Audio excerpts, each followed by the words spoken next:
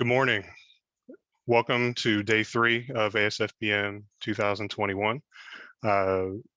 This is session D5, Case Studies in Risk Communication.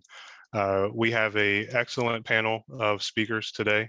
You will hear about different methods of communicating risk to stakeholders who really need to understand what their risk is in order to take actions to mitigate such risk. A few ground rules for today's session. As you know, the presentations will be played by video. We ask that you ask your questions in the Slido deck as they come to mind. And if you see a question that you are really interested in hearing the answer to, please give it a thumbs up, and that'll help us to make sure that we are answering the high priority questions first and get through those questions as quickly as possible. First, I want to take the time to introduce the first video. DHS Flood Apex, Enhancing Flood Mitigation Strategies and Tools in Mecklenburg County. This presentation is being delivered by Mr. James Scanlon of the Charlotte-Mecklenburg Stormwater Services. He has been with Charlotte-Mecklenburg Stormwater Services since 2013. James has over 12 years of combined public-private sector experience working on flood-related projects, funding at local, state, and federal levels. He holds a bachelor's from Virginia Tech, and he is also joined by 2 co-presenters. First, Dr. David Alexander, Senior Science Advisor with the Science and Technology Directorate at DHS, and Neil Banerjee, Water Resources Department Manager with ESP Associates. After the video plays, we will come back for questions.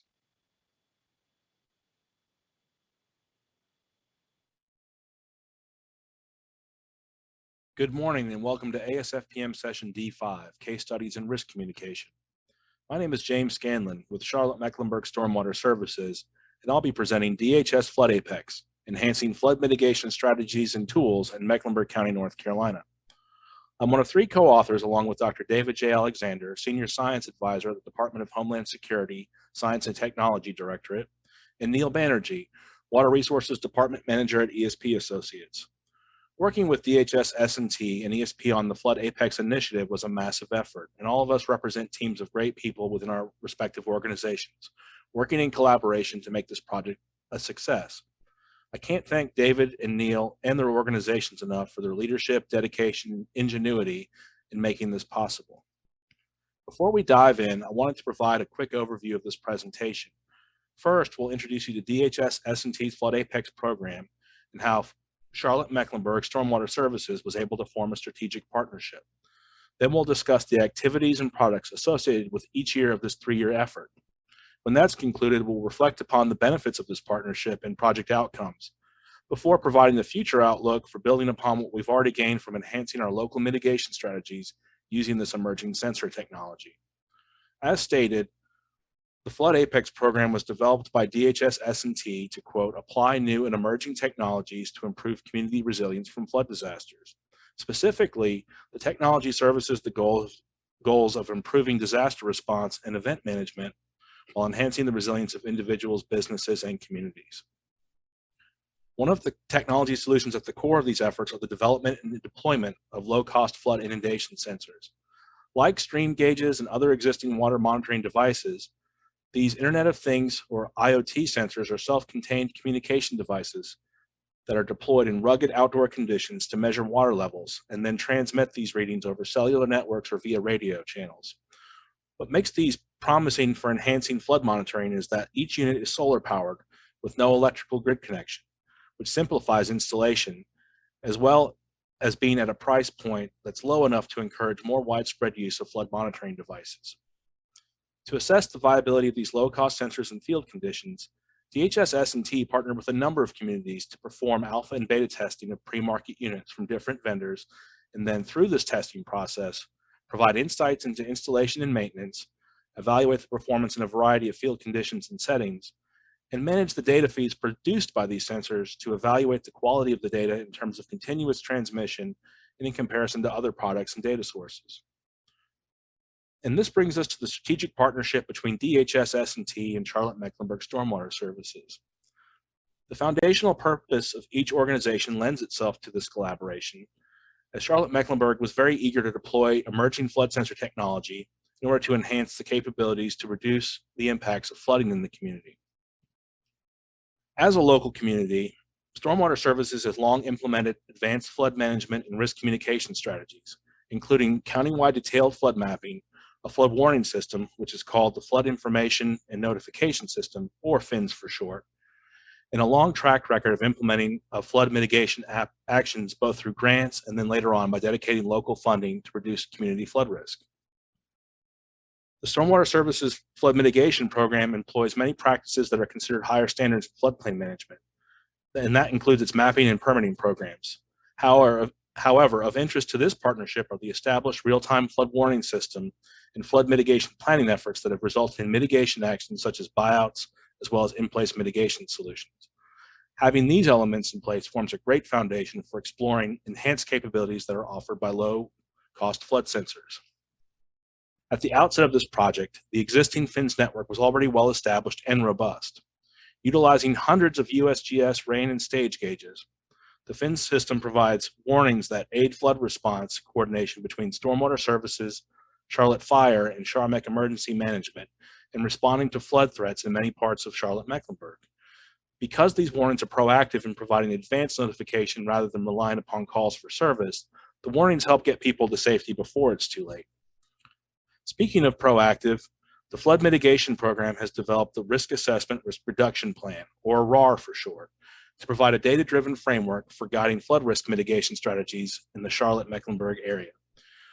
Using GIS-based tools, the RAR process can routinely perform flood risk assessments for thousands of properties in the local mapped floodplains. With these assessments, the tool calculates flood risk scores and determines mitigation actions that reduce risk for each individual property. Additionally, community benefits ancillary to risk reduction, such as open space, water quality, recreation, and the facilitation of green infrastructure, are considered and tabulated as mitigation priority scores. As you can see, these aspects of the RAR tools assessments are visualized here and depict how the plan is comprised of flood risk scores, risk reduction recommendations, and mitigation priority scores. The results of these mitigation determinations assist in planning and prioritizing funding for the implementation of future mitigation projects. In consideration of all these resources dedicated to reducing flood risks in Charlotte-Mecklenburg, there are still further needs and opportunities to enhance current capabilities, both to better respond to flood events while also further reducing flood risks. For instance, while the established FINS network covers a large area, the coverage of the gauges only represents about half of the known flood risk, indicating monitoring blind spots. While more USGS gauges would address this issue, these gauges are expensive to install and maintain, so a low-cost sensor solution that provides comparable information to augment the FINS network would be of great benefit. Meanwhile, the tools used to conduct the assessments to implement our RAR plan are in need of further enhancements to better aid in implementing a more goal-driven mitigation strategy that provides a greater level of certainty for developing a long-term funding strategy.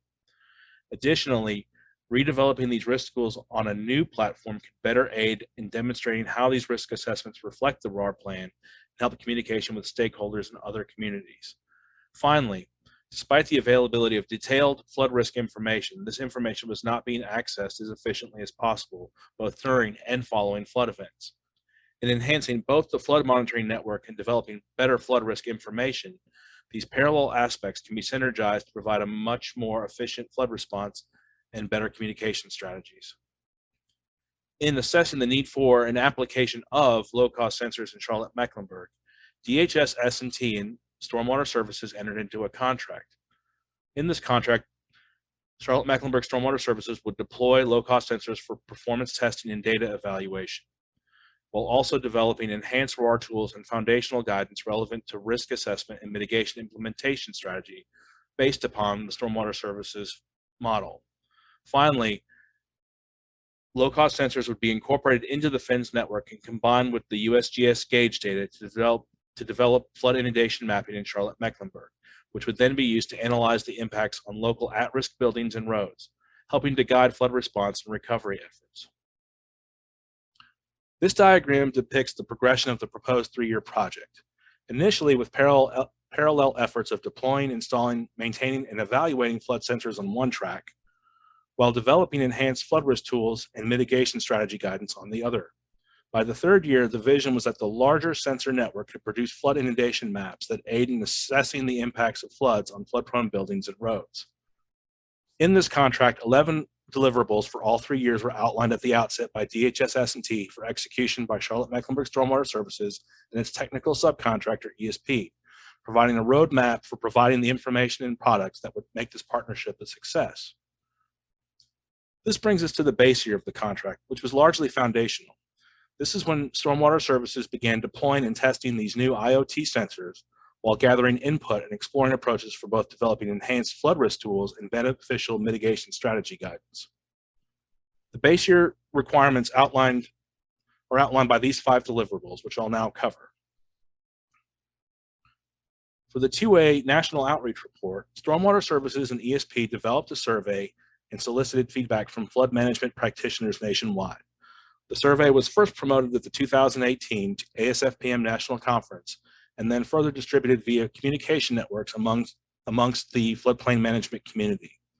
The goal was to receive responses from communities in a variety of flood risk situations, whether that referred to the type of flooding affecting them, the size of their community and their flood risk, access to data, and so on. Overall, 846 responses from 46 states were received, and results were updated on the managefloodrisk.org website. At the conclusion of the survey, results were evaluated and captured in the National Outreach Report.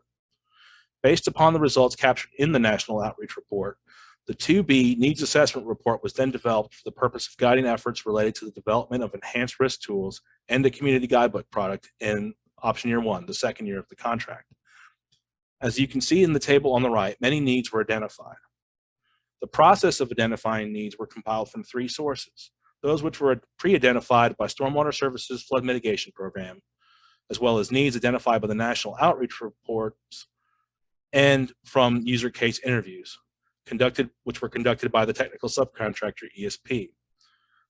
These needs were categorized into buckets for process improvements, updated functionalities, and advanced functionalities to correspond with the progression of the project requirements over the 3-year period. Additionally, the needs assessment defined priorities and specific implementation approaches for enhancing the RAR tool software and developing the community guidebook. For the 2C deliverable, RAR tools enhancements, ESP reimagined the RAR methodologies and approaches to a new technology framework that improved existing processes while setting the foundation for enhancements to the tools. For one, the tools were reconfigured from a compiled code-based structure to a more familiar and accessible set of ArcGIS tools and scripts. This results in a more open format that can be utilized in different versions of ArcGIS, while potentially allowing more options and accessing individual RAR algorithms, which are tabulating the different aspects of the flood risk assessment for individual buildings. Additionally, the updated tools utilize building footprints along with full extent water surface elevation rasters to ensure more accurate and more repeatable flood risk analysis. Moving over to the low-cost flood sensor testing track, Report 3A, Flood Sensor Deployment Plan, captured the results of alpha testing of 75 sensors from 3 vendors at 25 different sites. The monitoring team determined sites based upon a variety of conditions like crossings such as bridges and culverts, urban versus more rural streams, areas of heavy tree canopy, and areas where readings could be compared with USGS data. Installation techniques were documented and sites visited regularly to ensure operability. Connectivity to sensor data feeds were established and evaluated to monitor power availability in low sun conditions, as well as data consistency and accuracy with each of the LCS devices and with USGS gauges. While the current crop of alpha sensors were being monitored and evaluated, plans were already being made to deploy beta sensors from the chosen vendor in the next phase of the project. In Report 3B, Flood Sensor Limited Field Deployment Plan, a desktop analysis was conducted to choose specific sites where an estimated 90 beta sensors would be located. Of primary importance was improving the monitoring of existing flood risk beyond what the USGS gauges in the FINS network already provided. The site selection increased the level of flood risk monitoring from 50% of the risk to 96%. Additionally, the deployment incorporated a number of other monitoring use cases to assess low-cost sensor capability. With those base year activities, preparations, and deliverables complete, the project progressed to option year 1, where, as mentioned, beta flood sensors would be deployed and evaluated, while enhanced flood risk tools and guidance would also be developed. Option year 1 had 4 deliverables. 2 each pertain to the flood risk tools track and low-cost sensors testing track. In Task 4A, Stormwater Services and ESP implemented a number of enhancements outlined in the Needs Assessment Report. Of the many tool enhancements listed on the left, we'll focus on the RAR dashboard, which facilitates interaction with the flood risk assessment data that is generated by the tools. Using the dashboard, a user can not only access detailed risk profiles for individual properties, but also dynamically view a number of aggregated metrics related to the total flood risk, including buildings at risk, flood risk points, costs of mitigation, and the community's residual risk, or the remaining flood risk after all feasible mitigation has been implemented. The dashboard also has an interactive viability component to support scenarios where the scope of mitigation can be narrowed or widened based upon prospective funding. In Report 4B, the Community Guidebook, findings from the National Outreach and Needs Assessment reports were considered and incorporated to help communities across the country in developing strategies for beginning or building upon local flood risk assessment approaches and mitigation programs. The guidance is meant to be flexible in the sense that the communities can decide which elements to focus upon in developing their strategies in relation to available resources and capabilities. Of particular emphasis was data collection, as depicted in the graphic on the left, as data is the essential building block of developing and implementing sound mitigation strategy. Insights were also provided for the other listed topics to provide a more complete picture of the many facets of running a local flood mitigation program. Again, moving over to the flood sensor testing track, Report 5A, Urban Installation Guidebook, chronicled the efforts to install, operate, and maintain 93 low-cost beta sensors, which were deployed in option year 1, and make progress on integrating them into the FINS network. This report meticulously documents best practices and materials which are needed to install and maintain these sensors in a variety of environments for a variety of purposes, as outlined in the limited field deployment plan. Using these techniques based upon lessons learned, a community would have a great starting point for installing low-cost sensors for flood monitoring. Additionally, the accuracy and reliability of these beta sensors and their data feeds were assessed in Report 5B, Sensor Performance Report. While there were some issues encountered, ultimately the sensors were very reliable and provided data accurate to the manufacturer's specifications when compared with USGS data, and deemed suitable for producing actionable flood warnings that aid emergency response efforts. At the conclusion of option year 1, the project moved on to its final phase, option year 2, where the improvements and enhancements made to the flood sensors network and flood risk tools could be utilized in conjunction to develop the flood inundation mapping capabilities that could improve flood response, recovery, and risk communication. There were 2 deliverables completed in option year 2, which I'll now elaborate upon. Report 6A, Sensor Communication Research Report of Findings, explored the capability of sensors to communicate with other systems, investigate direct-to-cell communication, and tie sensor data to emergency management systems.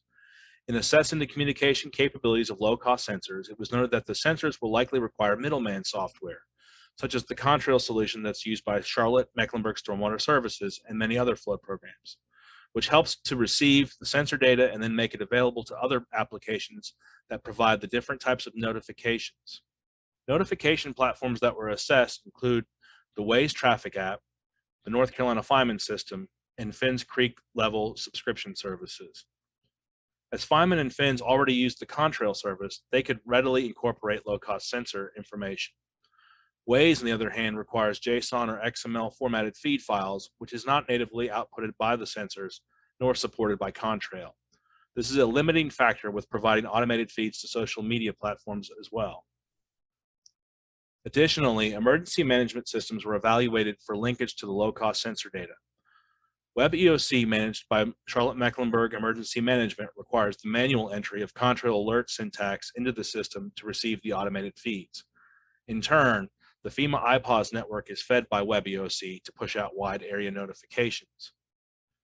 Meanwhile, ArcGIS-based flood inundation mapping tools being developed by ESP as part of this project could consume an API feed from Contrail to use as a water elevation level input.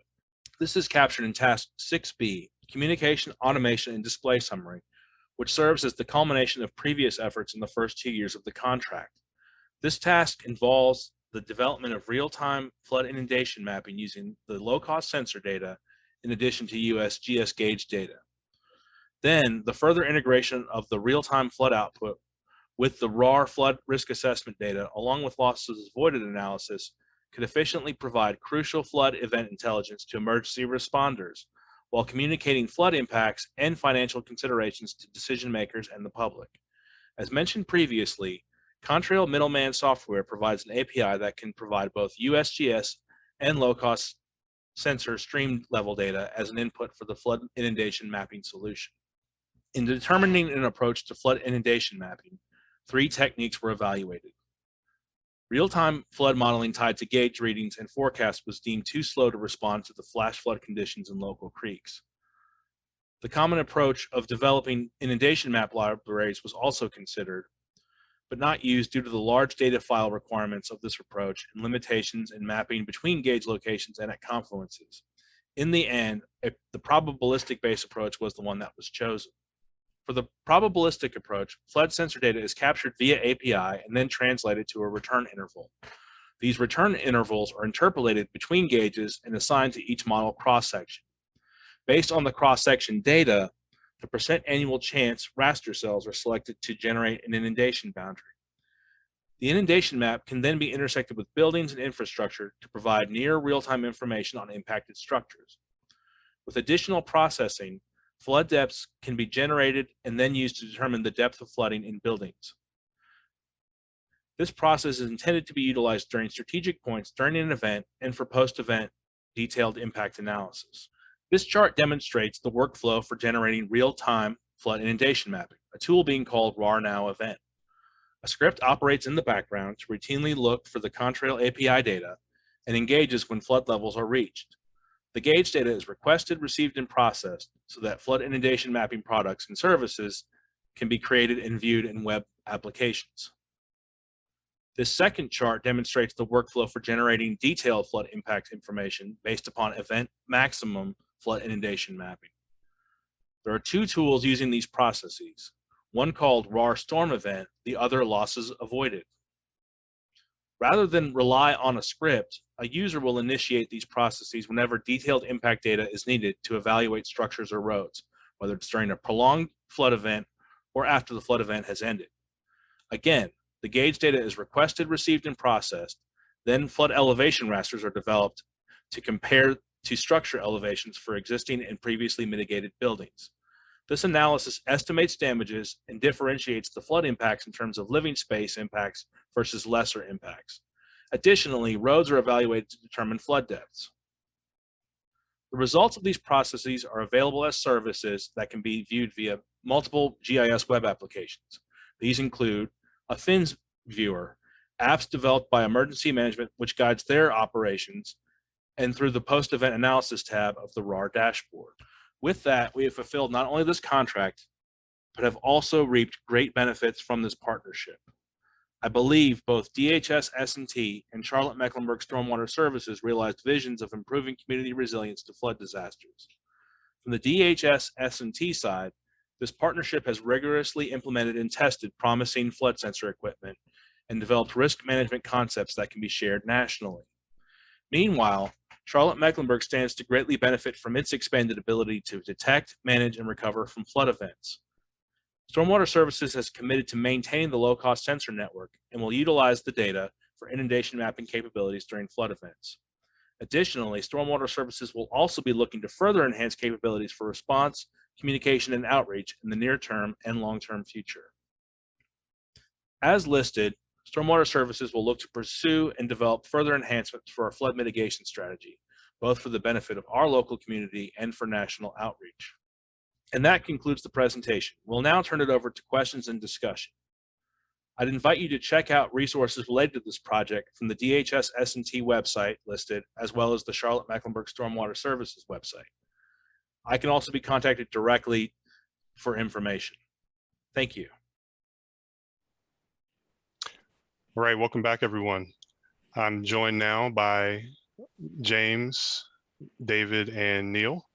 Again, go ahead and get any questions that have just come up into the Slido chat. First off, James, we have 2 questions that have come in from Paul B. First of which is, what is the cost for both ongoing cell service and initial purchase? Well, to answer that question, I have to say I don't know as far as the initial purchase cost. These are test sensors. We didn't, pay a fee to acquire them. We basically gave in-kind services in terms of the operation and maintenance and producing the reports. And, they function very well, but I can't give you an exact cost of acquiring them at this time. Our vendor is IntelliSense. If you want to go to their website, you can probably get more information on potential costs. As far as cell service, the county has a contract with Verizon. So we have a lot of SIM cards that we can use in cell phones for employees and other purposes. So we basically pay like per SIM card about less than $10 a month. But when you multiply that by, 80, 90 sensors, I mean, those costs can add up, but it's still, less than $1,000 a month to have the communications capability of all of the sensors. Okay. Next question is, how many of these low-cost gauges are deployed in any given system or watershed, and how many or percentage-wise have been lost to vandalism or theft? Well, to answer the first question, we place the sensors where they're most needed. So some watersheds get a lot of sensors because that's where the flood risk is the highest. That tends to be in areas that were built pre-firm, before maps were available. And so the risk, is high. And that's where we put the sensors, just to have better resolution and more certainty as to, the extent of damage that's occurring in any given structure around the sensors. Some watersheds don't have any sensors. That could be because they have virtually no known flood risk. I wouldn't say zero flood risk, but just that we don't know what it is. We haven't been able to run a risk assessment because we don't have data anywhere besides the FEMA floodplain system. But we generally try to put the gauges where they're most needed, and that's where flood risk currently exists, or in some cases where it used to exist, but we mitigated, and we want to be able to calculate the losses avoided for all those structures to kind of show the value of our mitigation program. As far as theft or vandalism, we have had a few instances. There have been probably less than 10 over the course of 3 years of operating. That's not to say that there isn't other damages to the system, to the units. They can just be impacted by,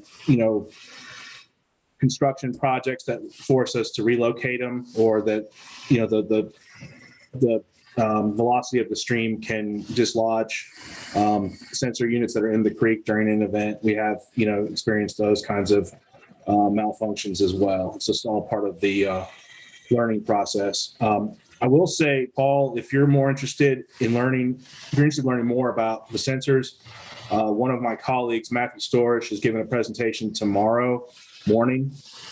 And so I would invite you to check out that session tomorrow. That will be much more detailed on the installation and maintenance of these sensors.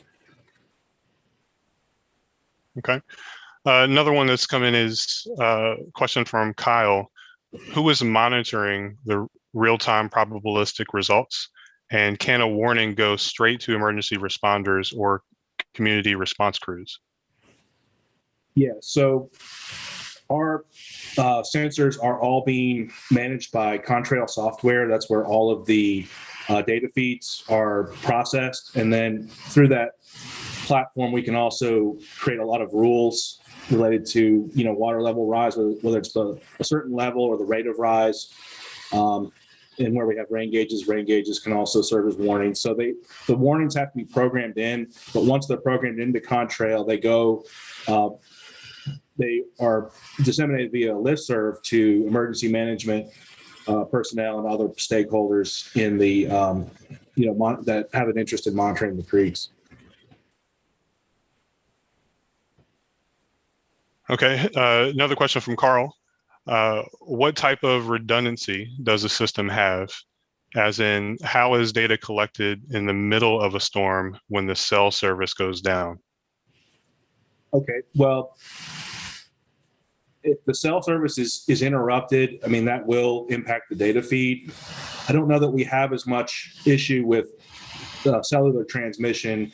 The issue we've had in the past, since these units are solar powered, if you have a prolonged period of cloud cover, the batteries that operate the units may run out of juice, so to speak. They go to a low charge state and they can't report as often, or they stop reporting completely. But there's been a lot of improvements throughout the course of this project to these units to better to have more capacity and to manage that power supply better. So we've had much better results with subsequent, going from alpha to beta and then to pre-production. We've had much better outcomes with the low sun, periods of solar unavailability.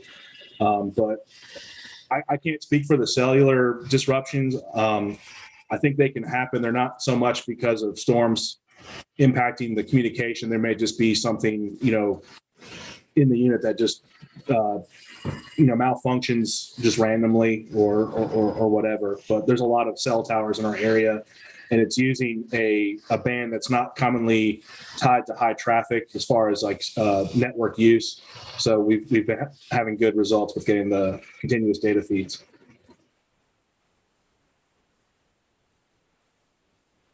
Okay. So that is all the time that we have for questions before going to our next video. Thanks everyone for getting your questions in. I'll now transition to our second speaker. So the second presentation that you will hear is the City of Baltimore Public Outreach Campaign for Flood Awareness. This is presented by Ms. Bruna Attila.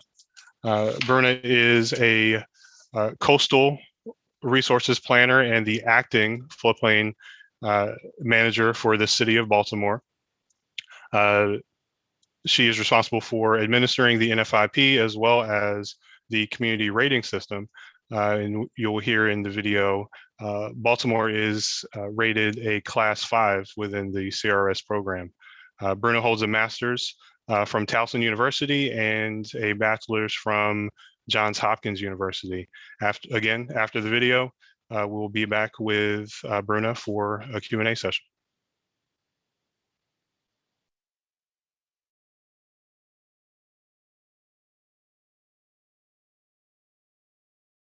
Good morning, everyone. I hope you guys are enjoying the conference. My name is Bruna Attila. I'm the coastal planner and acting floodplain manager for the City of Baltimore, Office of Sustainability within the Department of Planning. And this session today will go over some of our public outreach campaign for flood awareness that has happened from 2020 through 2021. And for folks that may not be too familiar on the geographic location of the City of Baltimore, as you see on the image, Baltimore City is located just southwest of Philadelphia and just northeast of Washington, D.C. And regarding floodplain management, the City of Baltimore is a national flood insurance community since 1978. And regarding floodplain code and enforcement, Baltimore City enforces to the geographic extent of the 0.2% annual chance of flood area, which is more stringent than federally mandated. And we use the elevation of the 1% flood in the non-tidal floodplain and the 0.2% flood in the tidal floodplain for projects that trigger substantial improvements or for new construction. We also have a requirement, we have a freeboard requirement of 2 feet, and we add that to the 1% in the non-tidal floodplain and to the 0.2% flood elevation in the tidal floodplain. So again, much more stringent than federally mandated. And because we have the higher, more stringent floodplain standards, we have a Class 5 classification in FEMA's community rating system, which, as you guys may know, is a voluntary FEMA program that makes available discounts on flood insurance, on federally subsidized flood insurance policies for structures located within CRS participating communities. So in the case of Baltimore City, for a Class 5, Baltimore City residents or businesses, they are eligible to claim a 25% discount if the structure is located within the 1% annual chance of flood area, and a 10% discount if the structure is located on the 0.2% annual chance of flood area, if the homeowner or business owner has a federally subsidized flood insurance policy or an FIP policy. And just so you guys see, that's our preliminary floodplain map. So FEMA just modeled our portion of the city and provided new maps to us. The preliminary floodplain map will become effective by June 16th of 2021. And as you see on the map, that's the entire regulatory floodplain, including the 1% and the 0.2% annual chance of flood area. And here in Baltimore City, we have mainly riverine floodplain and tidal floodplain. Now going into the areas that we see recurring flood events happening within the city of Baltimore. The first that I want to talk about is the Frederick Avenue area. So the Frederick Avenue corridor suffers from recurring flood events, including a devastating flood that happened back in July of 2018 that occasioned over 6 feet of rushing water over its main road. So we see flood events happening along the Frederick Avenue area for decades now. I believe the first written account that we have is back from the 1970s. And as you see, the area is designated by FEMA as a special flood hazard area. And again, I have some photos to share just so you see the extreme situation that was observed back in July of 2018 in the Frederick Avenue corridor. You see very deep floodwaters on the Frederick Avenue area. Very dramatic situation.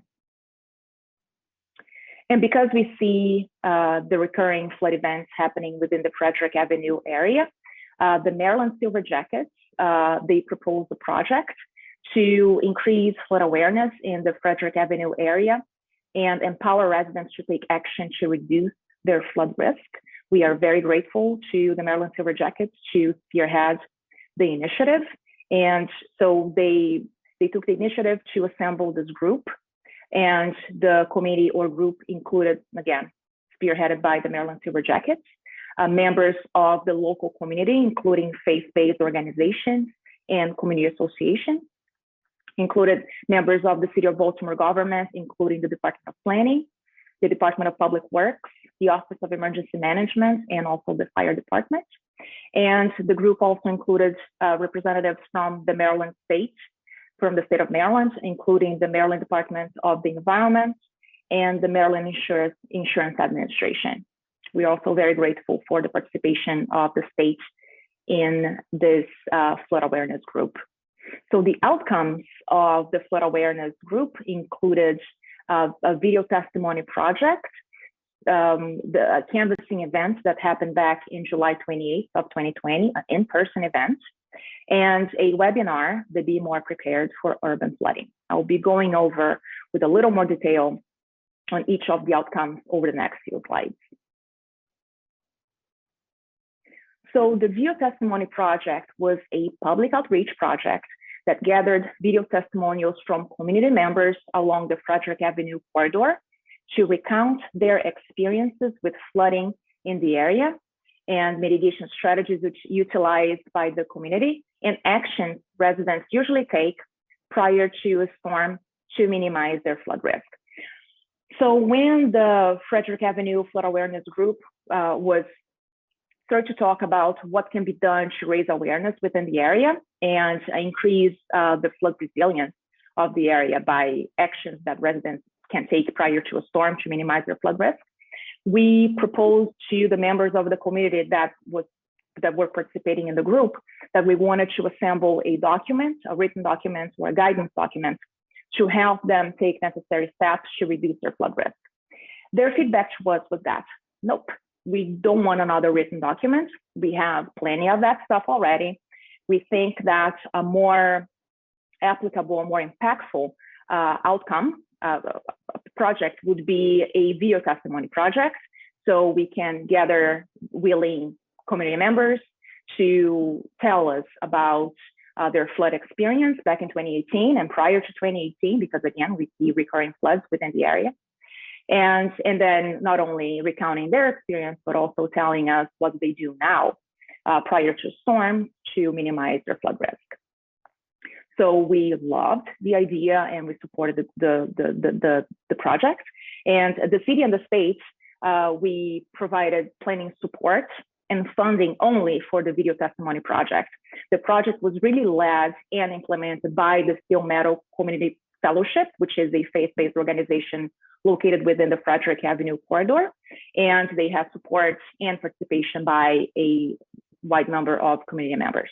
And here you see one example of the video testimony project. So this is one of the videos that were prepared during the project. And I'm gonna play that for you now.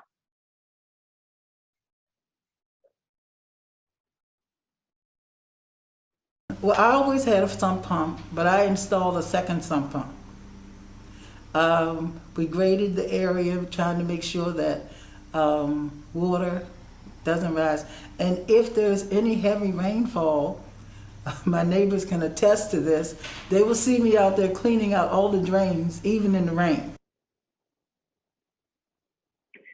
So again, this is one of the videos that were prepared during the project. The videos range from 30 seconds to 30 minutes. And again, the residents recount their experience with flooding in the area and the strategies that they take prior to a storm to protect their homes and minimize their flood risk.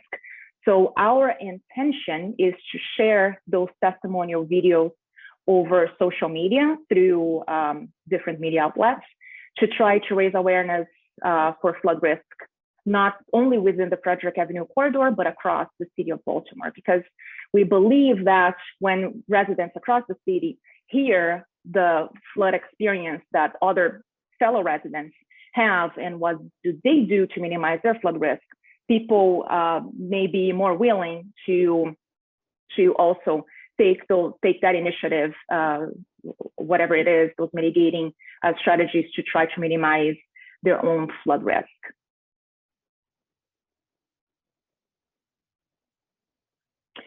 An additional outcome from the Frederick Avenue Corridor Flood Awareness Group was a canvassing event that happened back in July 28th of 2020. So it was an in-person event.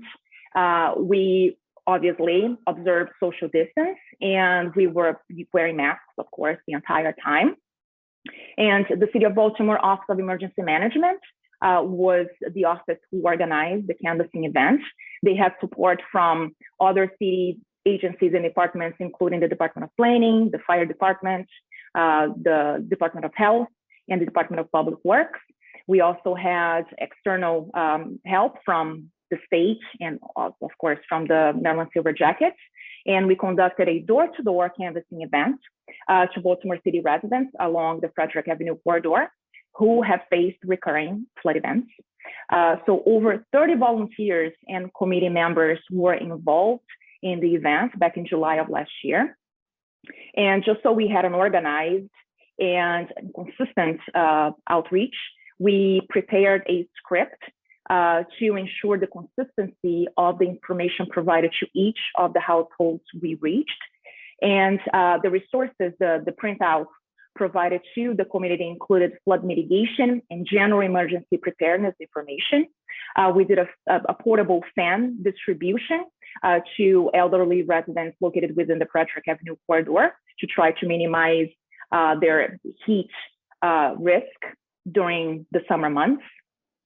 And the fire department, the firefighters were also offering battery replacement for smoke alarms within the households we were able to reach during the canvassing event.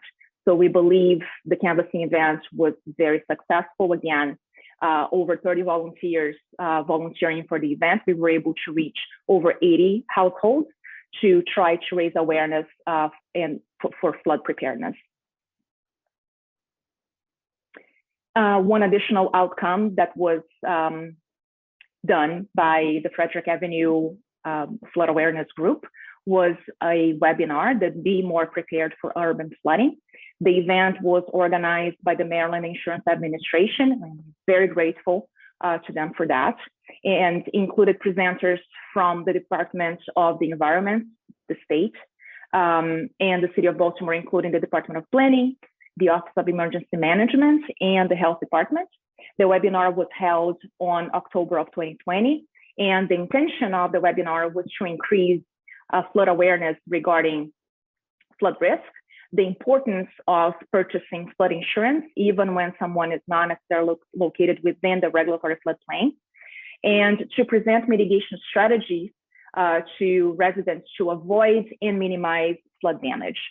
So over 80 residents registered for the event, and the event was, we targeted the entire city and not only the Frederick Avenue corridor for this event, because we believe that anyone across the city, anyone across the state or across the country could benefit from more information regarding flood awareness. And because of the higher attendance that we have been seeing with online events, we hope to, even after the COVID emergency hopefully goes away, we will still continue to offer both online and in-person online events, because we see that many residents may not be willing or able to drive all the way downtown to attend an in-person meeting for whatever it is, due to a variety of reasons. So we hope to be able to still offer online events to try to increase flood awareness across the city. And one additional area that was not encompassed by the Frederick Avenue Flood Awareness Group was Hillen Road. As you see on the image, the Hillen Road area is not located within FEMA's special flood hazard area. As you see, the regulatory floodplain stops much east from the site where we see flooding happening. As you see, that's the area on the rectangle on the screen. But as you guys know, as floodplain managers, we know that flooding doesn't necessarily stop where FEMA delineates the regulatory floodplain. So in the case of Hillen Road, the area suffers from recurring flood events, including a flood back July 22nd of 2020 that stranded an entire bus along Hillen Road. So the City of Baltimore Department of Public Works is planning a comprehensive study of the area to try to understand and define the causes of flooding, and then after that propose mitigation strategy to try to minimize the flood risk that the area has. And I'm gonna share an image now. This is what we saw back in July 22nd of 2020. So as you see, very deep floodwaters, a very dramatic scene there with that entire bus being stranded along Hillen Road by floodwaters. So, and because we had prepared that entire canvassing event template with the Frederick Avenue corridor outreach, we decided to also proceed and implement an additional canvassing event along the Hillen Road area to try to raise those residents' awareness for flood risk and flood mitigation. So the canvassing event was done on March 27th of this year, so just a few weeks ago. And the event was led and prepared by the Baltimore City Office of Emergency Management. And they had help and support from the fire department, the Department of Planning, the Department of Public Works, and volunteers from the neighborhood. So we conducted the outreach along Highland Road to distribute printouts and information about flood safety, home flood protection, flood insurance. Even though they are not located within the regulatory floodplain, we try to make sure that they understood that they are eligible to purchase federally subsidized flood insurance, and we really encourage them to pursue that route to try to minimize and protect their property against flood damage. We also distributed public health materials to all of the households reached. So a script was also used during this outreach event to ensure the consistency of the information provided to each of the households reached. Around 30 volunteers participated in the event. And again, it was a socially distanced event. We tried to maintain social distance at all times. We wore masks, of course, the entire time to protect ourselves and the residents that we were reaching. And in addition to the template that was used from the Frederick Avenue corridor outreach, this time along Highland Road, we also prepared a survey that was conducted with willing residents to collect information about flooding and flood damage that they see across the area. So we wanted to know when and how residents experience and see flooding happening, so we have a better idea and more data regarding the flooding that is experienced by the Highland Road residents. We also try to raise awareness regarding the 311 service that Baltimore City offers to its residents. So the 311 service is a phone-based and web-based service that residents can report issues that they see across the city, including flooding. So we asked the Highland Road residents to report flooding that they see across the area through 311 every time they see flooding. So again, we have better data and a better understanding of the flood issues that the area experiences. And that data will help us understand, again, the flooding that happens there and the mitigation strategies and projects that should be implemented within the area to abate those flood issues. And also will help us with grant applications to FEMA and with the state to try to collect more funds to, again, address the flooding that is experienced by the Highland Road area. The image on the left is the outreach map. So during the canvassing event back in March of this year, we reached 6 entire blocks within the area. And the image on the right is just a portion of the volunteer group that participated in that canvassing event. That's all that I have for you. So again, Baltimore City is very committed to increase the flood awareness and disseminate information about flood risk to residents and businesses located within the city.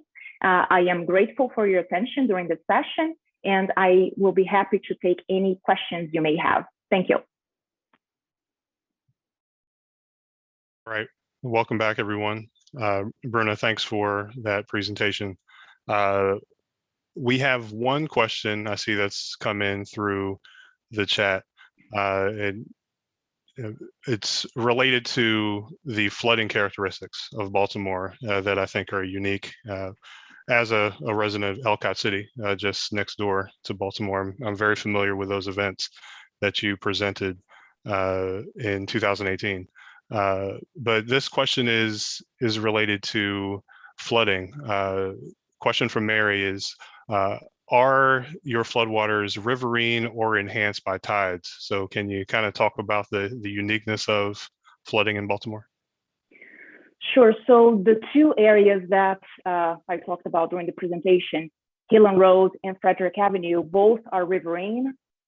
We do also have issues with tidal flooding, not necessarily along with riverine flooding. We have pluvial flooding that exacerbates tidal flooding, but not necessarily both together, besides a little bit along the Jones Falls River that crosses downtown. But it's mostly riverine flooding that we experience here in the city. And you mentioned Ellicott City, so that's within the same watershed as, as the Frederick Avenue area that has those dramatic flood events for decades now. And just to add, because I didn't mention during the presentation, The city, the Department of Public Works, we are currently working on an H&H study, a hydrologic and hydraulic analysis of the Frederick Avenue area to make sure that we understand and propose good mitigation projects in the near future to try to mitigate those flood issues that the residents have. All right. The next question just came in from Jen, and her question is, what is the advantage in being accompanied by a fire department? Do you find that folks are more amenable to opening their doors and engaging with you if you have firemen along with you? So I haven't been to a flood awareness event without the fire department, but people seem to be very, I believe like the trust that the trust that comes along with the name of the fire department. And because another benefit of having them along with us was the battery replacement for smoke alarms that they were offering to residents along the Frederick Avenue. So that was also very helpful, and trying to do two things at once: raise awareness for flood risk, and also trying to mitigate any damages by fire by having good batteries within their smoke alarms. So kind of a double benefit there. Exactly. Yeah. All right, quite a few more have come in now. This question is from Preston. How do you get some of the low-income groups to get flood insurance when they are worried about keeping the lights on? That's a very challenging situation. Absolutely is, especially when the area is located within a special flood hazard area. We know how expensive flood insurance can be. The only thing we can do, and we keep trying to do that, is raise awareness that having flood insurance is at least something. So if someone can afford to purchase flood insurance, and more to the point of jurisdictions trying to belong to the CRS program, the Community Rating System program, because flood insurance is very expensive. But however, when a jurisdiction belongs to the CRS program, then we can count on those additional discounts on flood insurance rates. Like Baltimore City, we are class 5, so 25% discount for structures located within that 1% annual chance of flood area. So that's really a great investment that a jurisdiction can make on flood preparedness and trying to help low-income residents to be able to afford flood insurance. And the Hill and Road area, which is not within a special flood hazard area, we try to really stress the point that because they are outside of the special flood hazard area, their flood insurance policies would be hopefully very affordable to most folks because they would be preferred risk policy rates. Okay, Heidi has a question. How are flood complaints recorded and responded to when received through the 311 system? So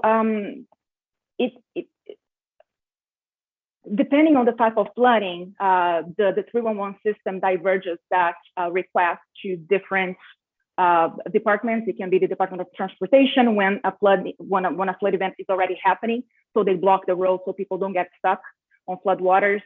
If it's before, whenever a large storm is forecasted, and a resident calls and says, okay, the drain by my house is completely overflown with leaves or debris or whatever it is, then DPW sends a truck out to clean the inlets prior to a storm. So it depends on the type of flooding.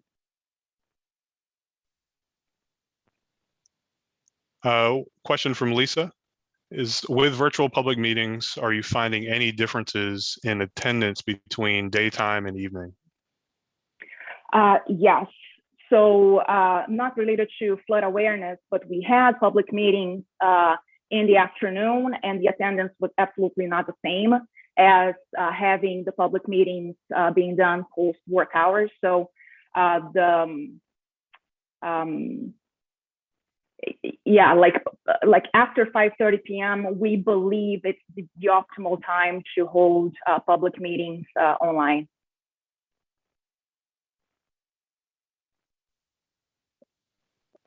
Next one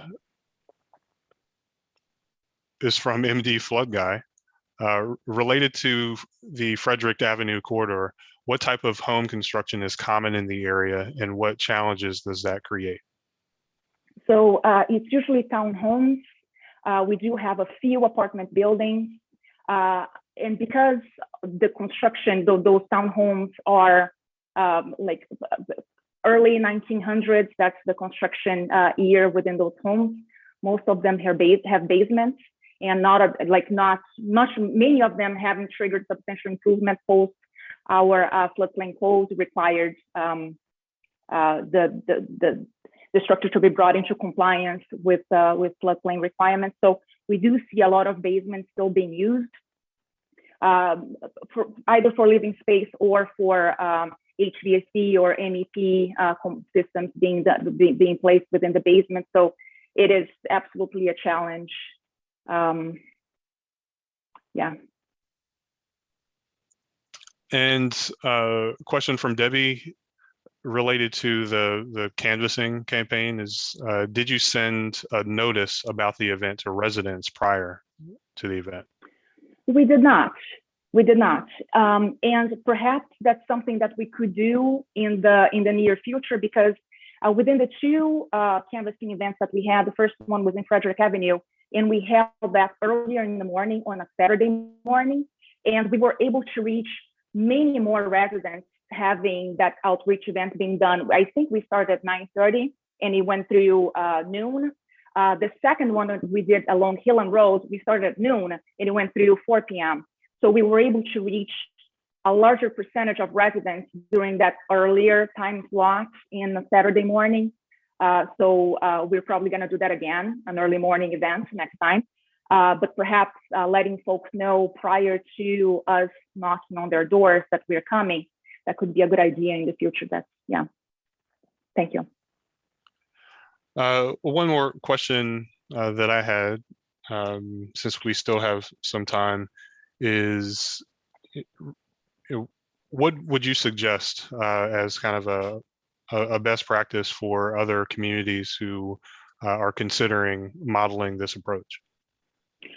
So I believe that creating a template for those outreach events is really important. And as we're experiencing here, it's like a trial and error type of thing, because next time we will definitely do the early morning time slot on a Saturday morning, or perhaps try a Sunday morning next time. The survey, pretty much all of the residents that we were able to reach during the Hillen Road outreach event, they were willing to answer. Like each resident spent at least 10 minutes with us answering the questions of the survey. That was extremely helpful. It was a wealth of data that we were able to collect during those 3 hours.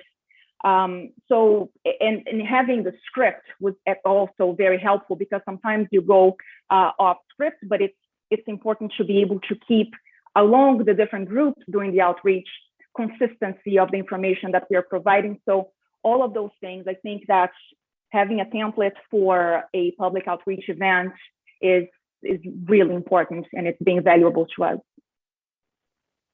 Great. Well, Bruna, thanks for your presentation and willingness to answer all of these great questions for us.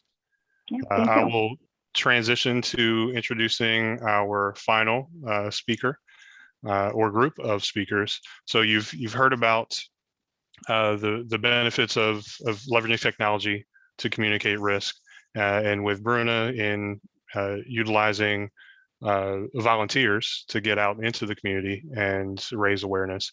This next session will focus on marketing campaigns and how you can leverage marketing materials available for increasing awareness. So this presentation is communicating the value of flood insurance during flood awareness campaigns, presented by Olivia Humilde from FEMA headquarters. Olivia has been working with FEMA in supporting over 25 disaster declarations and reviewing thousands of applications, in meeting directly with affected individuals in dozens of states, both working with the Small Business Administration and FEMA. Olivia has led emergency and disaster management initiatives and promoted essential programs to prepare for, respond to, and recover from and mitigate risk of life and loss of property. She'll be joined by two co-presenters, James Sink with FEMA Region 5 and Mia Van Horn, Flood Program of the Wisconsin Department of Natural Resources. Again, after this video, we will return back with that team to answer your questions.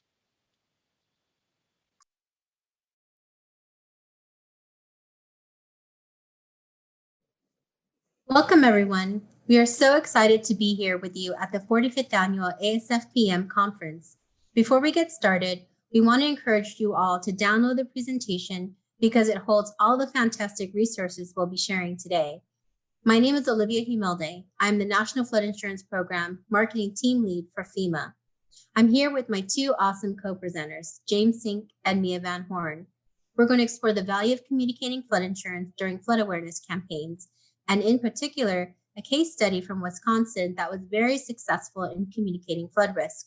But first, I'll let my team introduce themselves. Hey, Olivia, thanks so much. It's great to be here with all of you today. My name is James Sink. I am the Regional Flood Insurance Liaison for FEMA Region 5.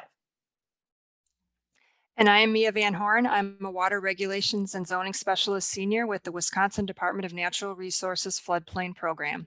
Thank you so much for having us. Awesome. Thank you both. Today is about how the three of us have worked together in various ways to communicate the value of flood insurance.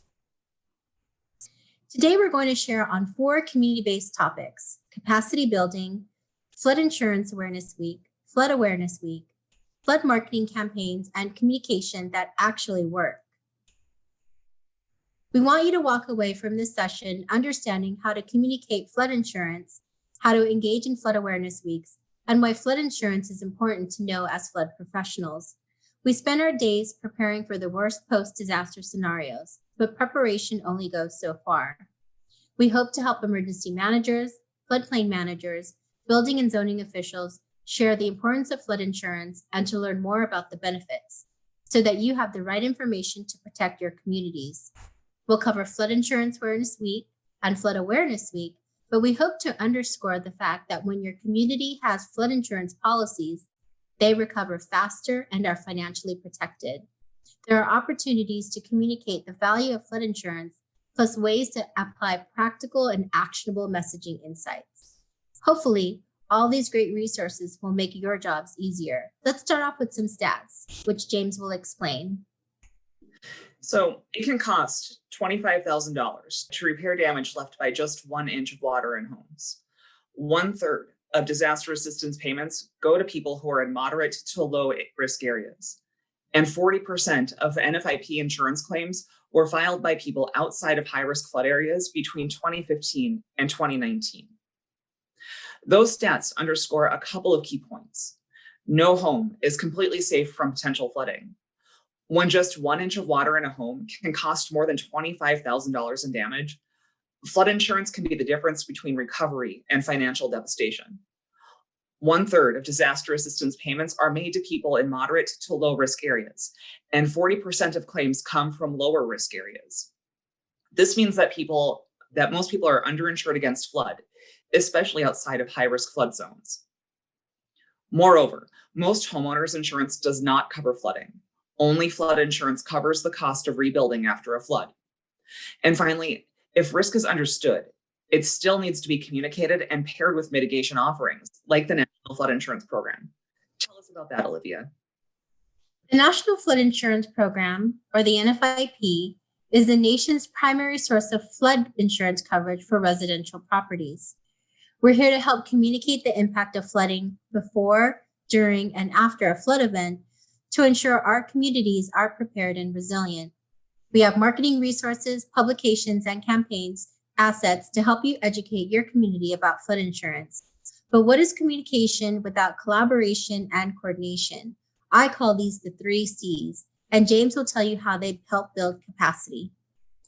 The 3 C's are crucial: communication, collaboration, and coordination between emergency managers, floodplain managers, building officials, and zoning officials truly make the difference between a resilient community and a vulnerable community.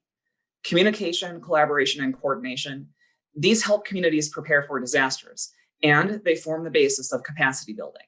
So what is capacity building? Simply, it's a framework for empowering communities with resources, marketing tactics, and partnerships to run a successful campaign on their own for years to come. It's the ability to lay the groundwork for a community, to use materials from FEMA that help the community build campaigns for future flood awareness weeks. In a few slides, we're going to look at a successful example of capacity building, which helped pave the way for the state of Wisconsin to use those resources and create their own Flood Insurance Awareness Week. It's important to understand that capacity building is not response to a flood event. It entails more proactive communication, collaboration, and coordination with key emergency managers, disaster responders, and local officials, coordinating up front and before a disaster. Once flood risk has been communicated, you can then share with your communities. If you have a policy, you have options. Now, let's talk money. There are major benefits to an NFIP policy over individual assistance. Individual assistance is only available when there's a presidential disaster declaration, and most flood events don't result in a declaration. Disaster assistance is typically in the form of a loan that has to be repaid with interest. Individual assistance from FEMA and the Small Business Administration is designed to kickstart recovery, and that's helpful, but it's not enough to restore your home to the way it was or to replace those treasured household items. The NFIP policy is not a loan, unlike individual assistance, and you don't have to pay it back with interest. You can get access to increased cost of compliance, which is only available through the NFIP and offers up to $30,000 in provisional funds for NFIP policyholders to help to rebuild. Also, keep in mind that individual assistance is not intended to return the home to its pre-disaster condition. When an insurance holder has an NFIP policy, they access those meaningful benefits you see here. Conversely, if someone doesn't have their policy, there is little the NFIP can do to help them. Raising flood insurance awareness and having people like you understand the nuances of the program is foundational to capacity building within our communities. To give some context to all of this, we're going to look at a case study from the 2018 flood event in Wisconsin. We'll examine FEMA's capacity building efforts with state officials and how those efforts fueled the NFIP's work to produce Wisconsin's Flood Awareness Week. We have Mia here to take us through some of that. Thanks, James. We're going to set the stage with a flood event. In August and September of 2018, after a series of tornadoes, straight-line winds, flooding, and landslides, FEMA declared a disaster in southwest and south central Wisconsin counties. 671 private homes were affected, and more than 150 people were displaced. There was about $2 million in infrastructure damage. As tragic as this was, it actually allowed Wisconsin to pioneer future flood awareness weeks. In spring 2019, Michelle's staff, the Wisconsin NFIP coordinator at the time, developed the budget for the upcoming CAP grant year that included $20,000 for federal insurance outreach, for flood insurance outreach. FEMA had already planned an outreach campaign in the fall of 2019, encouraging citizens to purchase flood insurance, so we saw an opportunity to learn from that and use our CAP grant to build on it. Once the CAP grant was awarded with funding for the flood insurance campaign, Wisconsin floodplain staff engaged the state communications program to begin to develop a plan. The Wisconsin NFIP coordinator knew the areas of the state that FEMA had already targeted with flood insurance messaging in the fall, so we were able to focus some of our advertising in other flood-prone areas of the state. Next, we met with FEMA and discussed which FEMA resources we could use, like graphics, radio scripts, and flood survivor videos. We moved quickly and targeted our funds on purchasing media rather than content development, because FEMA had already developed most of the content. After that, we pulled in staff from the Office of the Commissioner of Insurance, and then things really started to take shape for Flood Insurance Awareness Week. So here we are in early 2020 at the beginning of what would be a very successful campaign.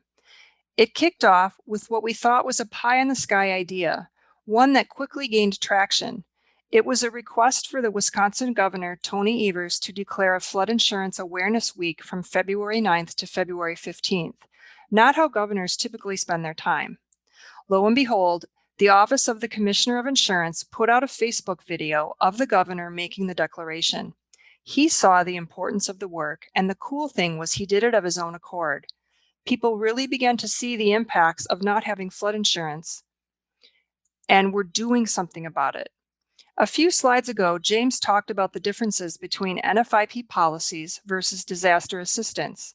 If you recall, most federal disaster assistance is in the form of a loan and is intended to make the home safe, sanitary, and functional. A payout from a flood insurance policy, on the other hand, does not have to be paid back, and it's designed to restore your property to its pre-disaster condition.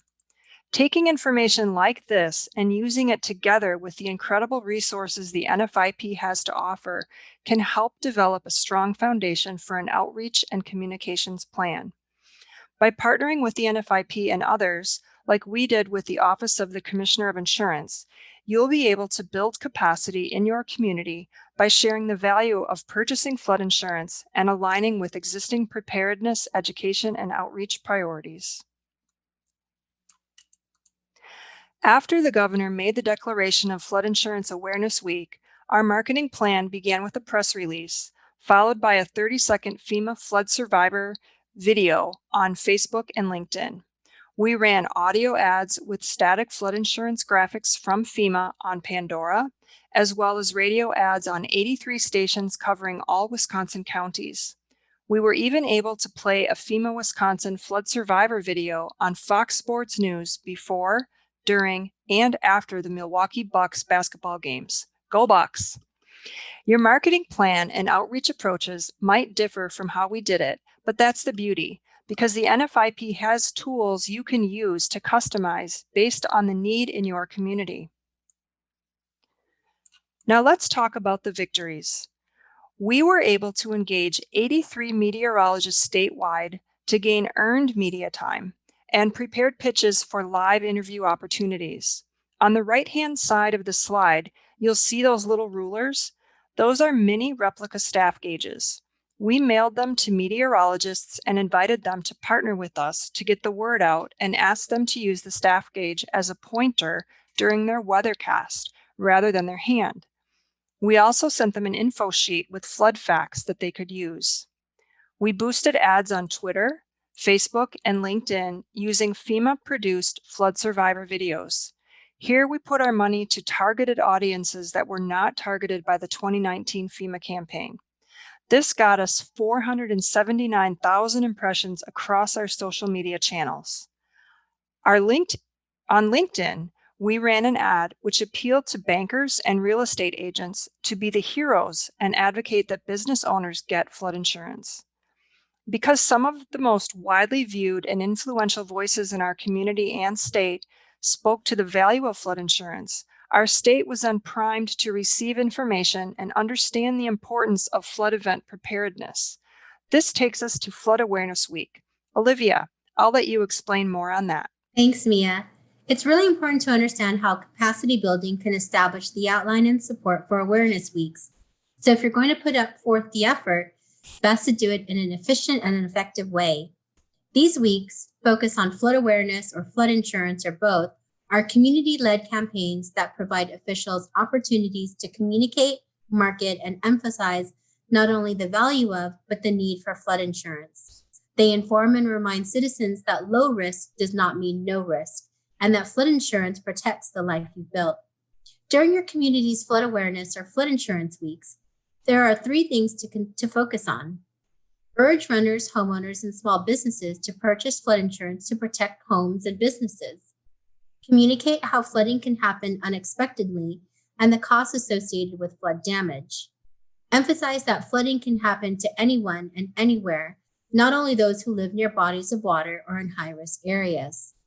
Flood Awareness Week is a community-led event, and that all communities should share awareness, should raise awareness about their flood risk, flood insurance, and preparedness. It's important for communities to prepare for flood events since flooding can happen and has happened in all 50 states. That's right, Olivia. We urge homeowners, renters, and business owners to get flood insurance and to prepare their homes and businesses. As we're seeing in Wisconsin, flooding can happen unexpectedly. It definitely can. And the best way to confidently run a flood awareness week is to use the materials that FEMA already has. That's what we did in Wisconsin. Yes, the capacity building in Wisconsin started in 2019 when I partnered with James in the region to build relationships with state's emergency managers, floodplain managers, local building officials, and other offices. The NFIP executed a marketing campaign in the state that included a paid digital media campaign. So this slide depicts that Wisconsin repurposed the graphics that was created from the 2019 marketing campaign and applied their CAP grant to execute and purchase their own paid digital media campaign. Wisconsin even co-branded with FEMA and the NFIP as part of their state-led campaign for Flood Awareness Week. And that was fantastic. And we largely attribute that to the capacity building that went on beforehand. We know that capacity building assets are available to you and to all states. You get access, and you get access, and you get access. Let's sum up everything and look at the successes of Wisconsin Flood Awareness Week. So when the NFIP came in to support a marketing campaign back in 2019, we documented that the years prior, so the years between 2016 and 2018, we did notice that Wisconsin had an average of about 29.2 policies or contracts in force. But after our marketing campaign, the state started to generate a weekly average of 42.7 new contracts in force, greatly exceeding the average weekly pace across prior years. So these numbers are impressive and shows that marketing and outreach works. And numbers don't lie. All of this goes to show that how you can equip yourself as emergency managers, floodplain managers, and local or zoning officials with the tools to make your job more rewarding by bringing these initiatives to your communities. And we want to leave with you some resources. The NFIP's materials listed below can help strengthen your efforts to communicate the value of flood insurance during weather seasons like spring flooding or hurricane, and NFIP marketing campaigns. Download our publications below and make sure to connect with us on NFIP LinkedIn. The NFIP LinkedIn page was finally launched at the beginning of the year and provides up-to-date information on the program. And most importantly, visit floodsmart.gov. This is the NFIP's consumer and agent stakeholder-facing website, and it's loaded with information to help you obtain the latest products, such as fact sheets, social media graphics, animated videos, and even disaster survivor videos, to help you communicate the value of flood insurance. Please reach out to any of us directly, and we can help you gain access to the templates, graphics, and materials you've seen throughout this presentation. Again, we're here to help you. We thank you so much for your time and hope that you feel empowered to serve your communities to become more flood insurance resilient. Please reach out to any of the three of us if you have questions, need help with resources, and even have suggestions. Thanks so much, and we'll see you next year. Have a great day. All right, welcome back, everyone. I'm now joined by Olivia, James, and Mia. We do have a few questions that have come in so far. Still enter questions if you have any that come to mind. Olivia, I'll start with the first question related to your comment at the beginning of the presentation. How can interested parties get a copy of the presentation or the materials that you referenced as resources? So definitely go to floodsmart.gov. We actually have an NFIP resource library. So when you do navigate floodsmart.gov, on the right-hand side, we have a page for consumers and a page for agents and stakeholders. But on that top right-hand side of floodsmart.gov, you will see the NFIP resources. And it'll drop you down to a list of resources from social media to video assets to our publications. So please visit floodsmart.gov for marketing materials related to the NFIP. Okay. And then in reference to the presentation download, the presentation will be made available through ASFPM at the conclusion of the conference. Next question is, how do you communicate the risk of what is not covered in an NFIP policy, i.e. earth movement or other exceptions to policy owners to ensure that they are appropriately prepared? I can go ahead and take that one, Olivia. So that is something we work with a lot here in Region 5, being along the Great Lakes. We have a lot of questions about things that are excluded or not covered by flood insurance. So by and large, those really are individual conversations. We want to be able to provide like the 90% solution that most people are looking for and deal with those one-off situations when they happen. When that happens, it is really important that we take the time to listen to the people who are insured and who are affected by those losses. See if we can find some alternative resources for them to help them with whatever loss they're experiencing, but also let them know, flood insurance is just that. It is a single peril policy. It covers flooding. There is a definition of flooding in the flood insurance policy. And that things like long-term erosion are not covered. It is not erosion insurance, it is flood insurance. But we try to deal with those questions individually so that we can really give those people the time and attention they deserve. Okay. Next question is, what FEMA content did you use? On a different note, could we get a list of media package and talking points to meteorologists? Was this information also provided by FEMA? I think that question is aimed at Mia. Yeah, we designed a letter that we wrote to the meteorologists that described what we were doing and inviting them to partner with us to encourage citizens to purchase flood insurance. We explained that the governor had declared a flood insurance awareness week. And then we worked with our communications program at the state of Wisconsin Department of Natural Resources because they had access to all of the TV stations in the state. And then we generated lists that way of who they were. We could provide, I would need to figure out how we would do that, but we could provide like examples of our, the staff gauge that we made. We could provide example of that letter. We could do that. I would just need an avenue to do that.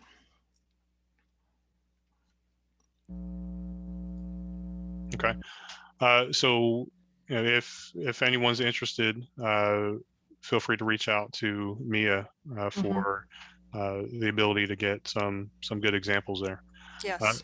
The next question is from Nikki. Do you have any recommendations for reaching people in communities who are not on social media?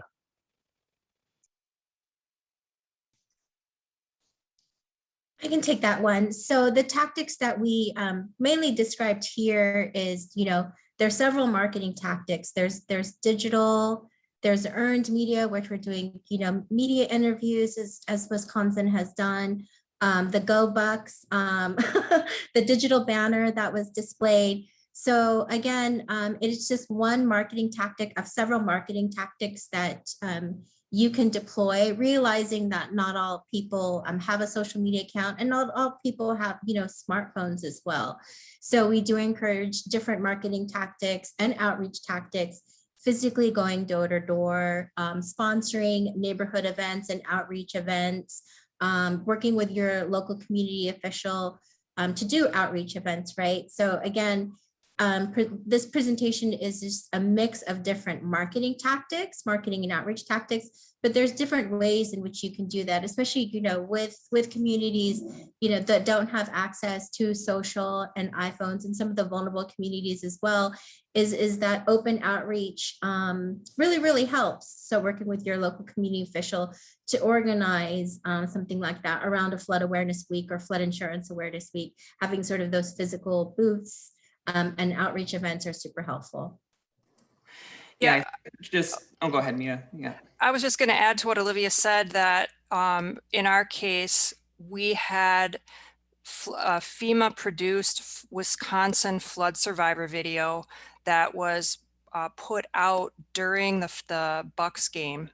And that, if you recall, at that time, the Bucks were doing very well, and it was a tournament. And the flood survivor videos went out before, during, and after the game. So that was reaching people without access to social media. Yeah, I think it's important to remember, as indicated, not everyone has access to social media. So we look at what we call like a surround sound approach, where we try to use all the different avenues to reach people. So because this was related to a federally declared disaster, there was some in-person outreach that occurred. There was earned media where we made ourselves available to do radio and TV interviews throughout the duration of the event. There were public service announcements. So there are things beyond social media that we can definitely be doing, and that are low or no cost to the community. All right, we have time for one last question, and that is, do you consider how to message the citizens who may be in dam inundation areas for purchase of flood insurance, even if it's outside of the SFHA? Yeah, that's a very good question. Typically, historically, that's something that we've done in the context of larger flood outreach conversations. It's not been specifically related to hazards downstream of dams. However, with the dam failures in Michigan that occurred last year, that is something that we are actively looking at doing. And we will have some information on that coming this summer out of Michigan and parts of Wisconsin and FEMA Region 5. So stay tuned, that is coming. All right, well, I want to thank you all the presenters, for this session. Hopefully all of our viewers were able to pick up some really useful points on how to better communicate and engage our stakeholders to make sure that they're better aware of flood risk and can, again, take action. This now begins about a 30-minute break. We encourage you again to visit the virtual exhibit hall and rejoin us for the plenary session in just under 30 minutes. Thanks again, everyone. Thank you.